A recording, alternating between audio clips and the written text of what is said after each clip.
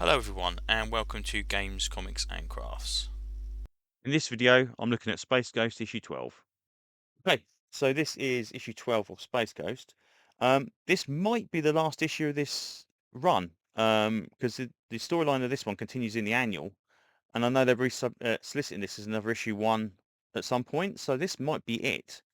I'm kind of glad that it's obviously going to get a final part of the storyline, although it does kind of end on a cliffhanger, so it could have carried on to volume 2. Why they decided to rebrand it, I'm not too sure, because again, unless the annual wraps everything up, if you come back in for issue 1 of series 2 and all this stuff's hanging over it, I don't know. But also, they've probably used most of the bad guys that I'm aware of in volume 1. What's going to happen in volume 2? I'm not too sure. There's some other problems they've got with Space Ghost. It's still solid, but the prob the problem being there, I think, is there's a lack of supporting cast. Because the only people you can really place in peril are the kids, the monkey, and Space Ghost. There's no other supporting cast to go on there that are kind of outside the thing. Where Spidey, they've got all the people, and there's not any conversation going outside of those. Space Ghost is always Space Ghost. He's never the Clark Kent version. He's always Space Ghost. So it's Space Ghost and the kids having conversations. They don't really go anywhere to talk to anybody else because they're either trapped on a planet and thing. There's not a lot of development outside of that. That's it. They're literally just kind of like mission, beat bad guys up, come back to thingy, have a bit of a argument or whatever. Next bad guys show up, and it's getting to be not not not tedious, but just a little bit. It'd be nice to see some people outside of that circle kind of be involved in these storylines. And we see all these kind of planets getting destroyed and whatever. But obviously, we haven't no experience these planets, so they're just they're not real. They're not words. They're just not a kind of a threat level you can kind of really experience. Um, so we start with Robocall Tower. He's got the monkey from last time, um, and the bad guys are still on the Ghost Planet. Space Ghost have been dragged off, and yeah, they are kind of basically just looking around for him. Space Ghost is injured. He gives him the glove to cauterize the raw wound, and that kind of gets him back into action again. Um, but the bad guys aren't particularly happy about it. They start arguing between themselves, and basically determine that each one's inefficient, all this kind of stuff going on.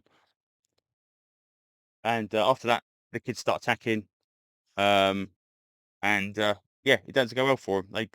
The big guy gets carted off. They start basically losing to the kids. Space Ghost eventually kind of comes back up in thingy into kind of action and smacks one of the guys out. And they kind of basically decide that maybe it's time to just kind of leave them to it basically. Um, it's a weird one because we spent all last issue knocking the crap out of him, and then within an issue he's back up to effectively enough power to take them all on again. They try and get the rocket, then it's all trapped, and they basically say fix the rocket. The planet itself is going to go kind of explode, and Space Ghost basically goes into the core of it and absorbs the energy, or to basically stop the earthquakes from happening. So that's why the guys flee. They know the planet's going to just kind of go down. Poor old Roby, whatever his name is, Bleep or whatever he's called, um, is getting kind of tortured because of the fact that he's got that kind of weird brain thingy going on with him. Um, and it seems to be that the supercomputer, the RoboCore computer that is there, is got some kind of hold over everybody. And it's basically possessed everybody on that planet, including the guy we saw originally. Um, but yeah, I don't know. It's okay. Again, we've got threat, but it's just not quite. I don't know. It's just not enough. It's just almost like half the story. A lot of superhero stuff we seem to get. Obviously we get we get the downtime. We get the Lois and Clark stuff. We get the Peter Parker, Mary Jane stuff. We get Batman and Alfred and all the kind of stuff that's happening off the screen. We don't just get it. With Space Ghost. We only get the Space Ghost stuff. We don't get anything else. And I just think a lack of supporting cast is really kind of making this where there's a problem. And like I said before, we've now defeated all of the bad guys. I mean, they're all active still at the moment, and maybe in the annual might be something different. But are we going to just keep reusing the bad guys over and over again, and you know, kind of bring them all in? And I don't know. It's weird. I know we're kind of building into like this kind of finale, 12-issue kind of finale thing with this robot thing going on, but you can only do that so many times. You know, you want each story to be its own cool story rather than, well, it's just part of a bigger tale and I've got to wait 13 issues before it kind of pays off. You really want it to kind of be a part of the thing. I mean, maybe they're bringing it back Future Jace or something around going on or whatever. That was a kind of a quite a nice little bit of a detour. But yeah, it's passable. It's good enough. It's just kind of on that, you know, 8 out of 10 kind of, you know, good, better than a lot of other things, but not, oh my god, that was fantastic, I can't wait to read the next issue kind of thing. It's like, okay, well, we'll stick with it because it's, you know, it's nice to have something that's not terrible.